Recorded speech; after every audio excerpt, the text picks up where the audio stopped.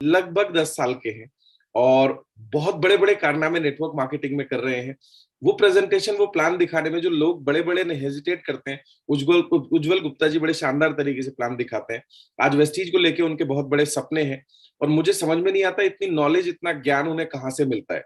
तो आज हम सब लोगों के बीच में उज्जवल गुप्ता जी हमें बताएंगे what is the future of network marketing and what is the future of Vestige. उन्हें ऐसा क्या नजर आया जो उन्होंने अपना आप को समर्पित कर दिया इस अपॉर्चुनिटी के प्रति। तो हम सब लोग जोरदार तालियों के साथ आज स्वागत करेंगे उज्जवल गुप्ता जी का, जो हमारे बीच में आएंगे और हमें फ्यूचर ऑफ नेटवर्क मार्केटिंग बताएंगे। उज्जवल गुप्ता जी, आपका शानदार स्वागत है।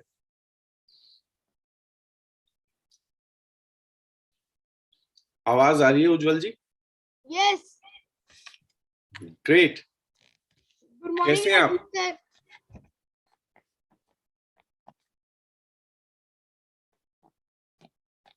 मेरी आवाज आ रही है? कैसे हैं उज्जवल जी आप? सर एकदम ठीक, एकदम जबरदस्त।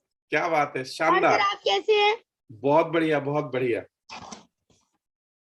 तो आज का आपका जो प्रेजेंटेशन है हम लोग बहुत इंतजार कर रहे हैं और प्रेजेंटेशन के बाद में आपसे कुछ चीजें पूछेंगे। Over to you. Thank you sir. Meeting शुरू करने से पहले जैसा कि मैं हमेशा अपने बारे में कुछ बताता हूँ, आप सबको मेरे बारे में पता ही होगा, पर जो लोग न्यू आए हैं मैं उन लोग को बता दूं। मेरा नाम उज्जवल गुप्ता है। मैं अभी 10 साल का हूँ। मैं नवंबर में 10 साल का हुआ हूँ और मैं भी बहुत सारे यूथ आइकन से मिल चुका हूँ, बहुत सारे वेस्टेज के बड़े लीडर से मिल चुका हूँ और अभी वेस्टेज बिजनेस को मैं सीख रहा हूँ और आने वाले समय के लिए ड्यूसिटी बनने के लिए 1 महीने में, उसके लिए मैं तैयारी बहुत ही जबरदस्त तरीके से कर रहा हूँ। और अगर मैं बताऊं मैं किन किन से मिल चुका हूँ, मैं रिजवान सर से मिल चुका हूँ, राजीव सर से मिल चुका हूँ, राजकुमार गिरी सर से मिल चुका हूँ, मैं राज मोहम्मद सर से मिल चुका हूँ और मैं चंचल मैम से भी मिल चुका हूँ और मेरी सिद्धार्थ सर से हर रोज डायरेक्ट चैटिंग भी होती है। हर रोज नहीं, पर कभी कभी मैं हर रोज इनको गुड मॉर्निंग लिख के भेजता हूँ और वो कभी कभी मुझे अपनी मीटिंग के इंडिविजुअल मैसेज भी भेजते हैं। और मैं बहुत सारे मोटिवेशनल स्पीकर भी सुनता हूँ, विवेक बिंद्रा, संदीप माहेश्वरी, सोनू शर्मा, और मैं कई वेस्टेज के बड़े लीडरों को भी सुनता हूँ।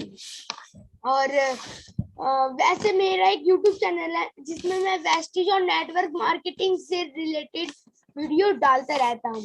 और अगर मैं थोड़ा सा और बताऊं तो मैंने 12-13 दिन पहले एक अपना फेसबुक आईडी बनाई थी और अब बस 12-13 दिन में उसमें 3000 से ज्यादा फ्रेंड हो गए हैं और 1000 से ज्यादा लोग की फ्रेंड रिक्वेस्ट आई है।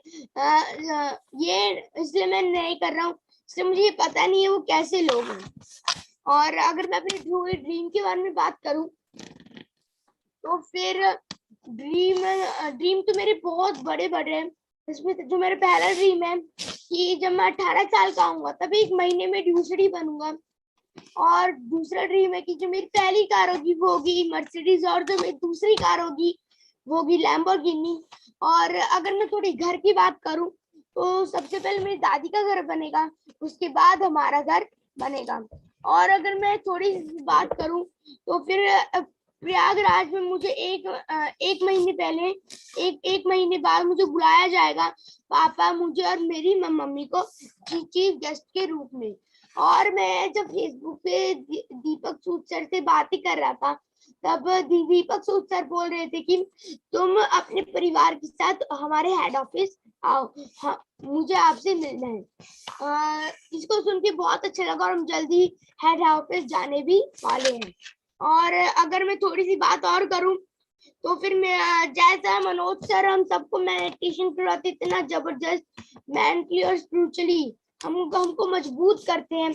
और जो वो बोलते हैं ड्रीम लिखना है, मेरी एक बुक है जिसमें मैं अपने सारे ड्रीम को लिखता हूँ और वो हर रोज लिखता हूँ। और ये मेरी और मेरी एक डेली बेस वाली बुक है जिसमें मैं अपने सारे ड्रीम को लिखता हूँ। और ये मेरी नॉर्मली बुक है जिसमें जो भी मेरे ड्रीम होते हैं वो मैं उन सबको लिखता हूँ। और मैं अभी तक बहुत सारे बुक को खत्म कर चुका हूँ। अगर आपको बताऊं, मैं बातों में बात काम की बात को खत्म कर चुका हूँ, सवाल ही जवाब को मैं अपनी खत्म कर चुका हूँ और मैं अभी जोड़ो जुड़ो जीतो को मैं अभी पढ़ रहा हूँ। जैसे कि आप देख सकते हैं। और अगर मैं थोड़ी सी और बात करूं तो फिर मैं बहुत ही अच्छे से अभी सीख रहा हूँ। और अगर मैं थोड़े YouTube के ड्रीम के बारे में बात करूं तो मैं YouTube पे भी सक्सेस होना चाहता हूँ। जो मेरा YouTube पे पहला ड्रीम है वो है मेरा सिल्वर प्लेट पाने का। इसको भी मैंने अपनी डायरी में चिपका रखा है। और मेरा दूसरा ड्रीम है YouTube का, मैं गोल्डन प्लेट पाऊं। जो वो YouTube तब देते हैं जब हमारे 10 लाख सब्सक्राइबर हो जाते हैं। और मेरा दूसरा ड्रीम है कि मैं डायमंड प्लेट पाऊं। ये मेरी ड्रीम है। और अगर मैं तो थोड़ी सी बात और करूं, आप देख सकते हैं ये मेरी डायमंड प्लेट। और मैंने मर्सिडीज और लैम्बोर्गिनी की भी फोटो लगा रखी है, आप देख सकते हैं। और ये भी मेरी लैम्बोर्गिनी जो मेरी येलो कलर की है और मैं इसको बहुत पसंद भी करता हूँ। क्या मैं अपनी मीटिंग को स्टार्ट कर सकता हूँ? यस यस, बिल्कुल कर सकते हैं। मैं अपनी स्क्रीन शेयर कर सकता हूँ? यस। ओके।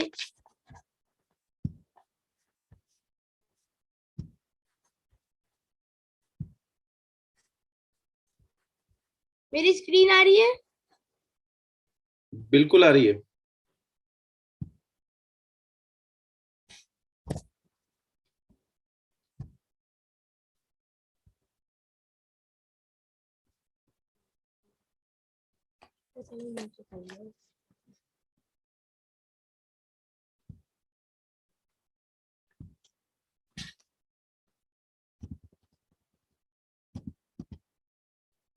ये जो आज का मेरा जो टॉपिक है वो है फ्यूचर ऑफ डायरेक्ट सेलिंग।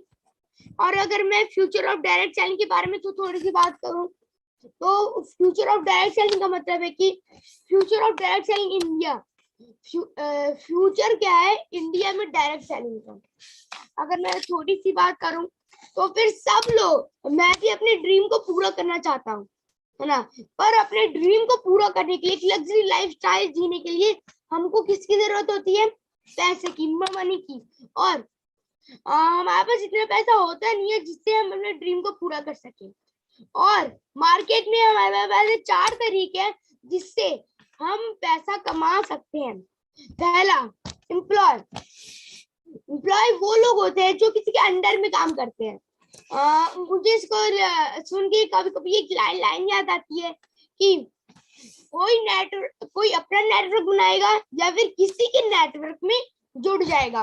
और लोग 60 साल के हो जाए तब भी वर्क करते रहते हैं और 20,000 से शुरू करते हैं और 1-1.5 लाख तक ही जा पाते हैं। इसलिए उनके पास इतनी क्षमता नहीं होती, तब तक उनकी रिटायरमेंट आ जाती है। और अगर सेल्फ एम्प्लॉय की बात करूं तो मैंने उन सबको लिया है जो भी अब मार्केट में शॉप देते, छोटी या बड़ी, मैंने उन सबको लिया है।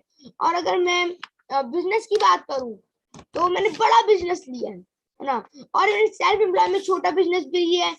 जो हमारा जो लोग शॉप लगा के बैठते हैं, छोटा शॉप भी लिए, बड़ा शॉप भी लिए। और सेल्फ एम्प्लॉय में मैंने जो हमारे छोटे मोटे बिजनेस होते हैं वो भी मैंने लिए हैं। और बड़ा बिजनेस का मतलब है जो एक बिजनेस का मालिक होता है। हमने 5-6 फैक्ट्रियां लगा, मतलब जो एक बिजनेस का मालिक होता है। और इन्वेस्टर वो होता है कि जो 5-6 फैक्ट्रियां लगा दे। जैसे कि अगर वो 5-6 फैक्ट्रियां लगा दे, हमने पैसे इन्वेस्ट कर दिया, अब उससे हमको पैसा आ रहा है बिना कुछ काम करे। ये हुए मार्केट में 4 तरीके। और हर कोई एम्प्लॉय और सेल्फ एम्प्लॉय से निकलकर एक बिजनेसमैन और एक इन्वेस्टर बनना चाहते हैं। पर क्या कभी कोई बन पाता है? ज्यादातर लोग नहीं बन पाते। और क्यों नहीं बन पाते?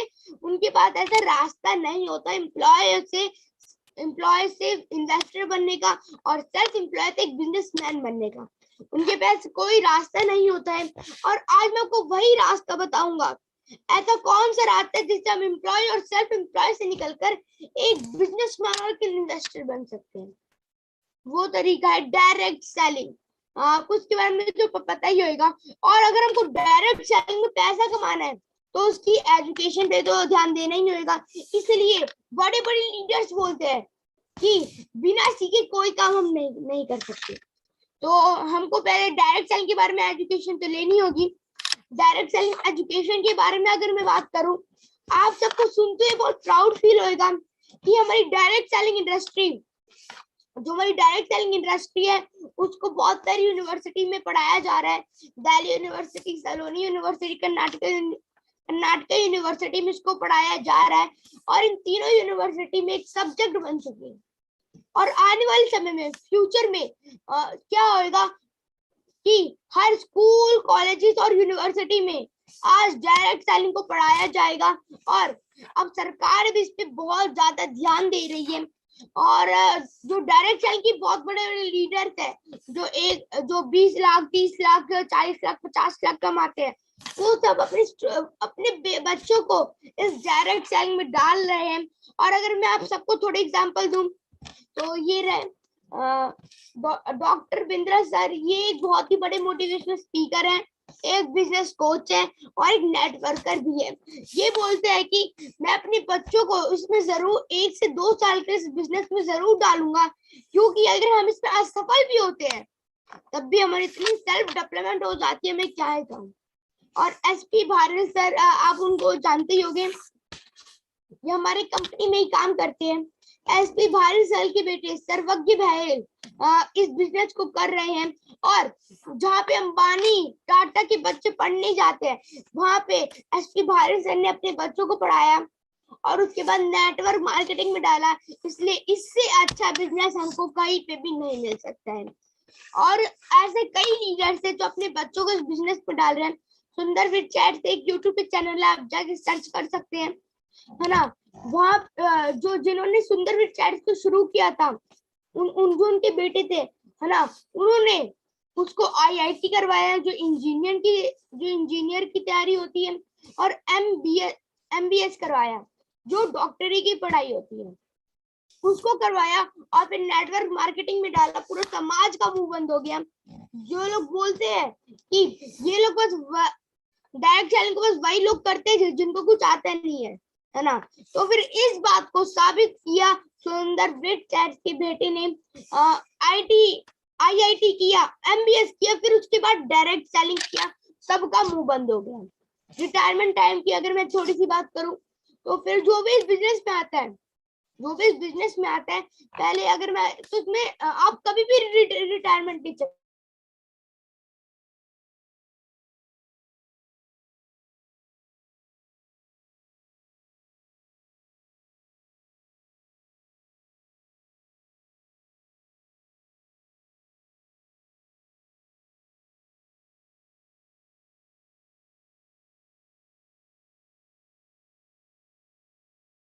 बिजनेस में कभी भी रिटायरमेंट।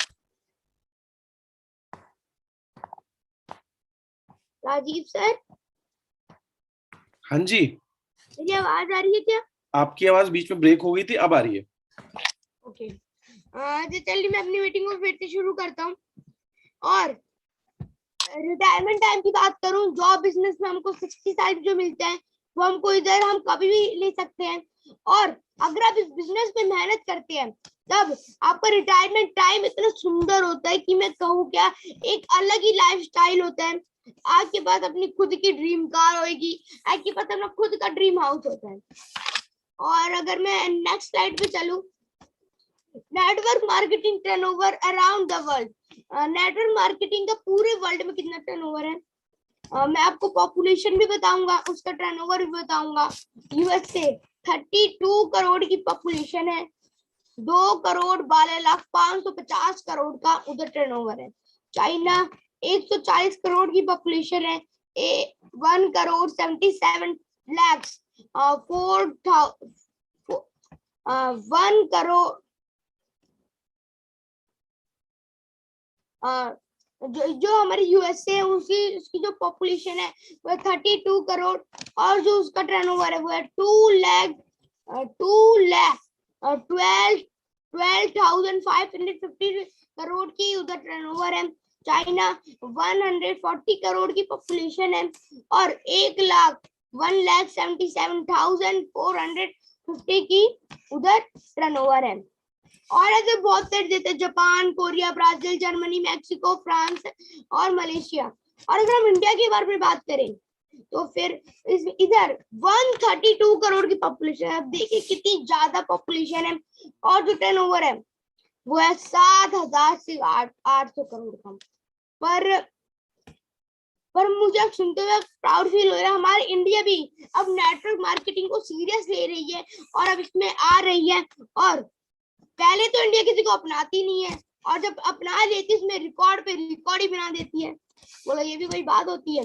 और 2025 में जो इंडिया का जो टर्नओवर होएगा वो होगा 64,500 करोड़ का। ये मैं नहीं बोल रहा हूँ, ये फिक्की बोल रही है।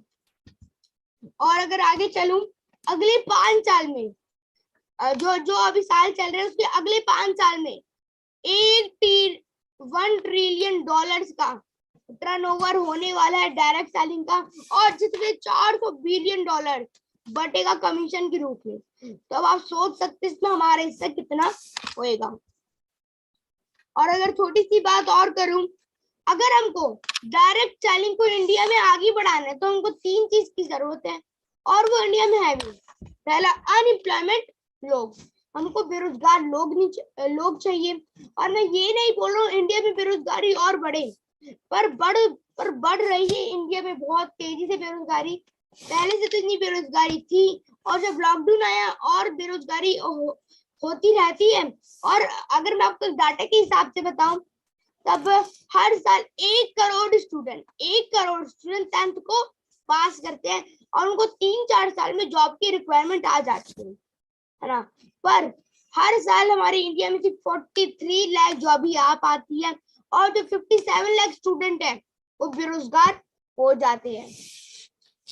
और अगर जो लोग बेरोजगार हो जाते, पहले से तो बेरोजगारी थी, अब साल दर साल 57 लाख की ग्रोथ से बेरोजगारी और बढ़ती जा रही है। और अगर मैं थोड़ी सी और बात करूं तो दूसरा है, जो हमारी डायरेक्ट सेलिंग है वो 2 चीज पे काम करती है, हेल्थ सेक्टर और FMCG sector. Health sector base है बीमार लोगों पे। आप देख ही रहे हैं हमारे देश पे बीमारी कितनी तेजी से बढ़ती जा रही है।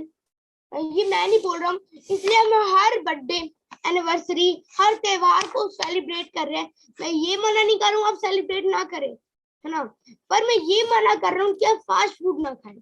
हम लोग त्योहार में और अपनी एनिवर्सरी में फास्ट फूड मंगाते हैं कभी। और अगर हम कितना भी फायदेमंद खाना ले आए, दाल ले आए, चावल ले आए, पर जहाँ पे उसकी मैन्युफैक्चरिंग होती है वहां पे तो केमिकल का यूज होता है, उसका तो असर हमारे शरीर पे पड़ेगा, जरूर पड़ेगा। और ये जो हेल्थ सेक्टर है वो हम, और जो हमारी डायरेक्ट सेलिंग है वो सप्लीमेंट्स पे काम करती है, और ये जो सप्लीमेंट है ये आपके शरीर को स्वस्थ भी रखते हैं। FMCG सेक्टर वो मैंने इसमें सब लिए हैं, सारे ग्रोसरी प्रोडक्ट्स, फॉर्चून तेल, वैसे ज्यादातर मैक्सिमम प्रोडक्ट हमारे डायरेक्ट सेलिंग में आपको मिल जाएगी जो आप बाहर से लाते थे। और अगर मैं आगे बढ़ूं, अब हम चलिए जानते हैं जब डायरेक्ट सेलिंग इंडिया में आई थी इसके क्या फेसेस रहते, इसको क्या क्या झेलना पड़ा था। पहले 2001 से लेकर 2010 की बात करूं, तब जो डायरेक्ट सेलिंग में जो लोगों की हाईएस्ट इनकम रहती, मैं अभी इंडिया की बात कर रहा हूँ, इसलिए ये मैंने बोला है कि future of direct selling in India में इसका क्या फ्यूचर है। अगर मैं थोड़ी सी बात करूँ 2001 से लेकर 2010 तक लोग इंडिया में डायरेक्ट सेलिंग से 1 लाख से लेकर 10 लाख तक बीच में कमा लेते हैं। और तब भी लग्जरी कारें चलती थी, और तब भी लोगों की लग्जरी कारें होती थी, बेलेनो, है ना, टाटा, ये सब उन लोग की लग्जरी कारें होती थी। और जो हमारा सेकंड फेज आया वो है 2011 से लेकर 2020 तक का, और तब जो लोगों की इनकम होती है वो होती है 10 लाख से लेकर 1 करोड़ तक। और ऐसे डायरेक्ट सेलिंग में बहुत सारे लोग भी हैं जो 1 करोड़ कमाते हैं। और तब की बात करूं, और तब बच्चे बोलते थे कि मैं गाड़ी लूंगा डायरेक्ट सेलिंग से, मैं अपनी लग्जरी कार लूंगा, अपनी ड्रीम कार लूंगा, है ना, ऑडी, मर्सिडीज, जगुआर, BMW, ये सब मैं कारें लूंगा। और जो थर्ड फेज है वो हमारा गोल्डन पीरियड है, और ये जो गोल्डन पीरियड है वो है 2021 से लेकर 2030 तक, है ना। तब तो जो हमारी BMW, ऑडी, मर्सिडीज, जैगवार होगी, है ना, वो तो वेस्टिज के हर एक लीडर की बात होगी जो भी मेहनत करेगा। तब जो बात होगी वो होगी अपने बिग फार्म हाउस के, और होगे भी लोगों के पास, मैं ये ऐसे ही नहीं बोल रहा हूँ, लोगों के पास होगे भी अपने खुद के फार्म हाउस, खुद के हेलीकॉप्टर हो गए, खुद के प्राइवेट जेट हो गए।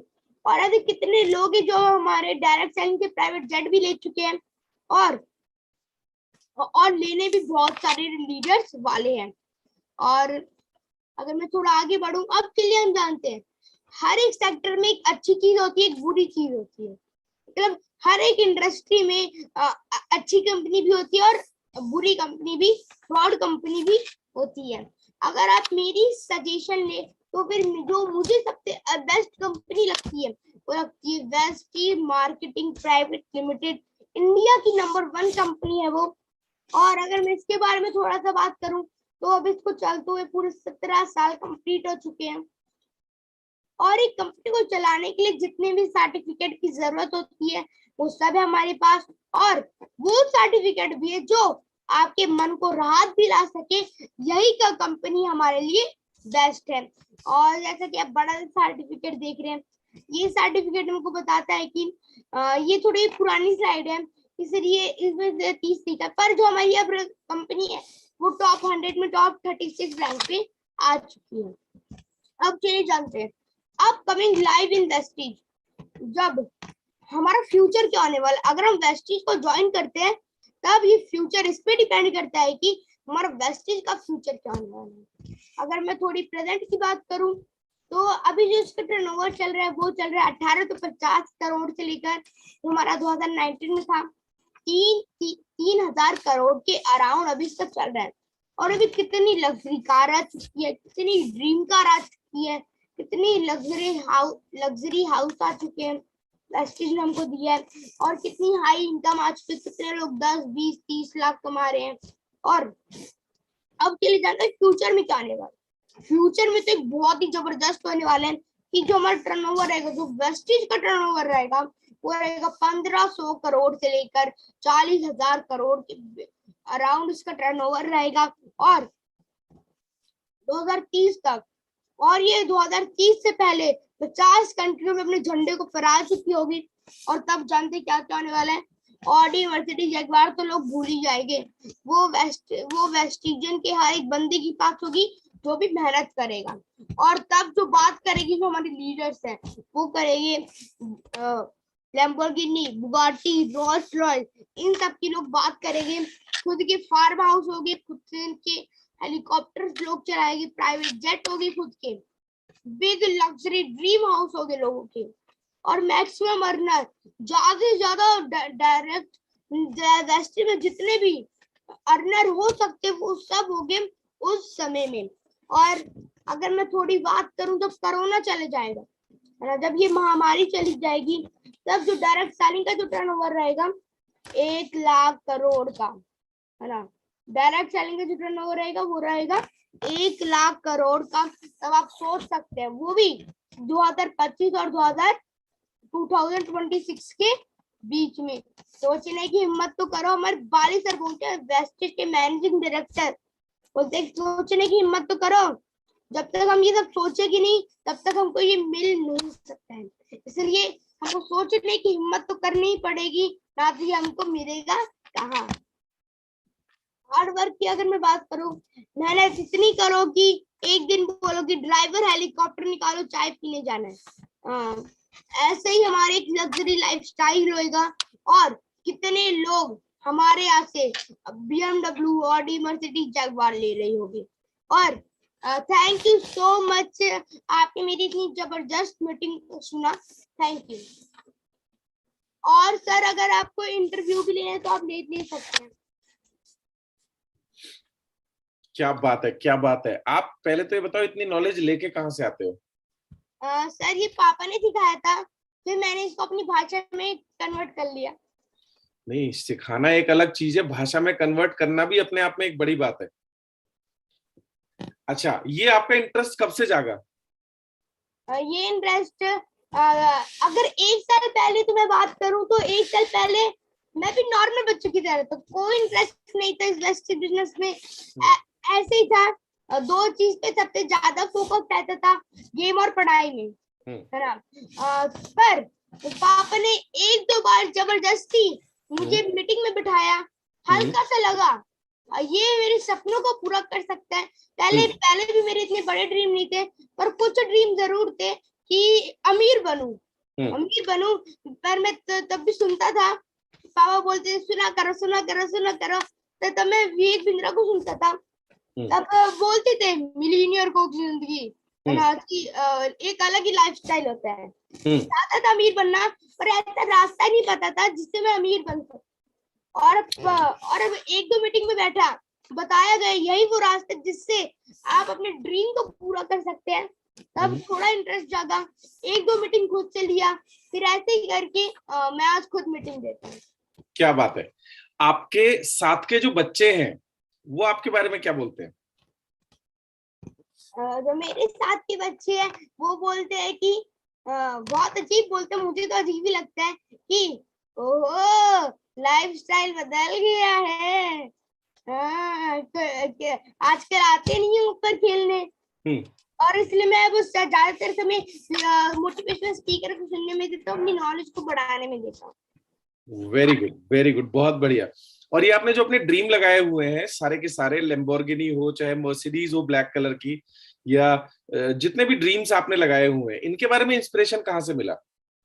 इनके बारे में मैं जब यूट्यूब में देखता था, जो लोग फोटो डालते यूट्यूब पे, अगर आप लोग ने भी देखा होगा तो जो लोग फोटो डालते हैं, है ना। और पहले अगर मैं सिल्वर गोल्डन और डायमंड की बात करूं तो फिर वो लोग ऐसे खड़े रहते थे, बहुत खुश रहते थे, और सोच रहे क्या है ये चमकीला कलर का क्या है ना। तब 2 मिनट सर्च किया, बस एक दिन सर्च किया, तब पता चला यूट्यूब की अगर वेबसाइट पे गए तो पता चला ये वो चीज है जो हमको यूट्यूब की सक्सेस हमको देता है ना। और अगर ड्रीम की बारे में बात करूं, जो मेरी फरारी है ना, बड़े बड़े लीडर चलाते हैं, और मुझे भी अगर बड़ा लीडर बनना है तो मुझे चलाना पड़ेगा, लोगों को एक इंस्पिरेशन देनी पड़ेगी कि आप भी कर सकते हैं। क्या बात है, जबरदस्त। आज मोटिवेशन का एटम बम फटा है मॉर्निंग सेशन में। एकता मैम, अगर किसी और को भी कोई सवाल पूछने हैं तो मैं चाहूंगा 4-5 सवाल हम, क्योंकि अलग अलग वैरायटी के सवाल ज्यादा आएंगे तो ज्यादा लोगों को क्लैरिटी आएगी। तो मैं आगे के लिए माइक हैंड ओवर कर रहा हूँ एकता मैम को, सो दैट वो लोगों के भी सवाल ले सकें। आज लोग उज्जवल गुप्ता जी से क्या पूछना चाहते हैं। तो ma'am, over to you and best of luck Ujjwal. Ferrari black Mercedes आपकी जरूर आएगी, ऐसी मेरी विशेष है। Thank you so much. Thank you sir. और अगर कोई भी मुझे ऑब्जेक्शन हैंडलिंग करना चाहता है वो भी कर सकते हैं, वो भी मुझे आता है। Great, thank you so much sir. और बहुत ही जबरदस्त सेशन रहा आज का, सुबह मॉर्निंग सेशन तो जबरदस्त हो गया हमारा। और उज्जवल गुप्ता को, हमारे मास्टर उज्जवल गुप्ता को अगर हम देखें तो इतनी कम उम्र में आज इतने बड़े बड़े ड्रीम, तो हैट्स ऑफ है उज्जवल को, बहुत ही जबरदस्त। और इनको देख देख के मतलब बहुत सारे लोगों को बहुत कुछ सीखना चाहिए, है ना। तो थैंक यू सो मच उज्जवल, आपने सुबह सुबह हमें अपना कीमती समय दिया। और थैंक यू बोलेंगे आपके पापा को भी, है ना, जिन्होंने नाम रिकमेंड किया। और खैर आज नाम तो आज आपका ऐसे है कि जिससे पूछो आज वो बंदा आपको आपके नाम से जानता है, और यही पहचान हमें चाहिए होती है। मैं जरूर शेयरिंग लेना चाहूंगी लोगों की और मैं पापा ने बोला था थोड़ी जो फ्यूचर ऑफ डायरेक्ट सेलिंग है उसको अच्छे से और थोड़ा जल्दी खत्म कर देना, इसलिए इंटरव्यू भी होना है। ओके बिल्कुल। तो सबसे पहले मैं ले लूं, एक चीज मैं पूछना चाहता हूं पहले। जी बिल्कुल। उज्जवल, मैं ये पूछना चाहता हूं कि आज डायरेक्ट सेलिंग में इतना बड़ा मुकाम हासिल करने के बाद भी वेस्टेज में कई लोग आज भी नेटवर्क मार्केटिंग के लिए अलग अलग बातें करते हैं, आज भी उनको उनका फ्यूचर नहीं दिखता। तो आप उन लोगों के लिए क्या मैसेज देना चाहते हैं जो लोग डायरेक्ट सेलिंग के लिए नेगेटिव सोचते हैं? क्या मैसेज देना चाहते हैं उनका?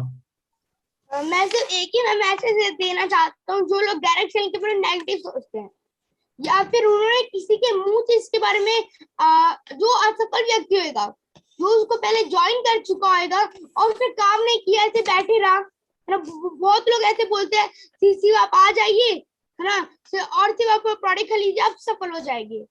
बहुत लोग ऐसे बोलते हैं। अगर उनको भी ऐसे ही ज्वाइन करवाया होगा तो फिर उनके बारे में उसकी नेगेटिव सोच भी हो सकती है।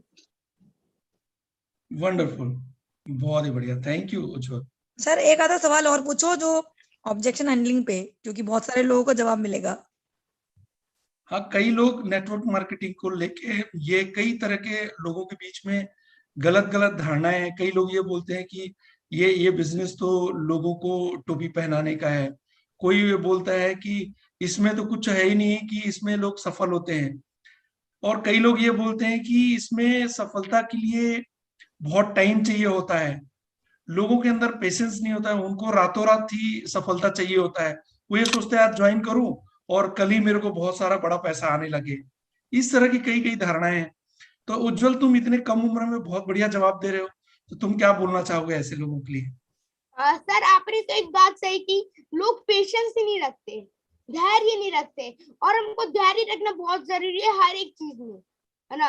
अगर मैं एक कहानी सुनाऊं, एक बंदा जा रहा था इंटरव्यू के लिए, बहुत लंबी लाइन लगी थी, है ना।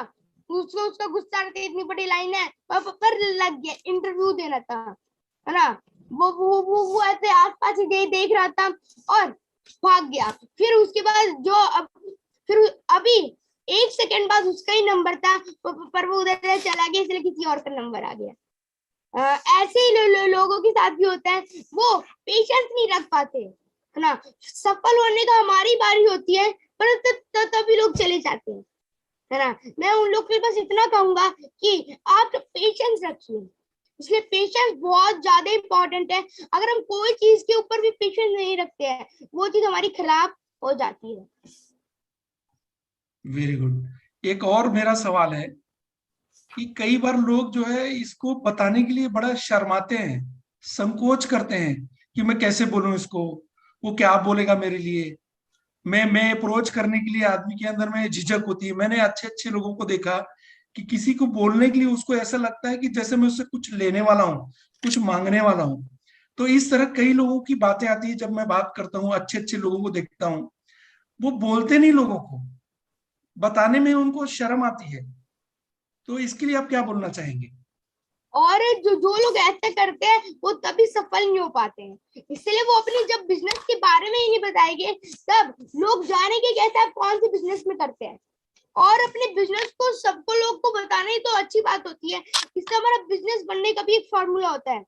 जब हम बताएंगे, जब हम लोगों को बोलेंगे अरे हम तो स्वस्थ है स्प्रुलिना खा के, तो कभी ना तो कभी कोई पूछेगा ना कि ये स्प्रुलिना क्या है, हमको मौका मिल जाएगा उसको समझाने का।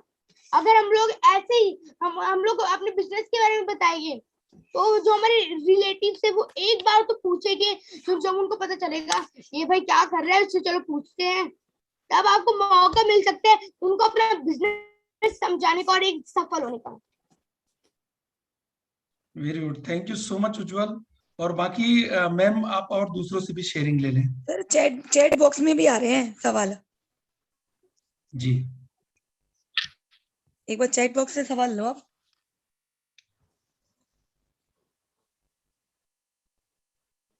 आपका म्यूट हो गया सर इधर। जी, चैट बॉक्स में किसी ने कहा है कि एक दिन हम ऑब्जेक्शन हैंडलिंग के लिए अलग से सेशन रखेंगे। ओके,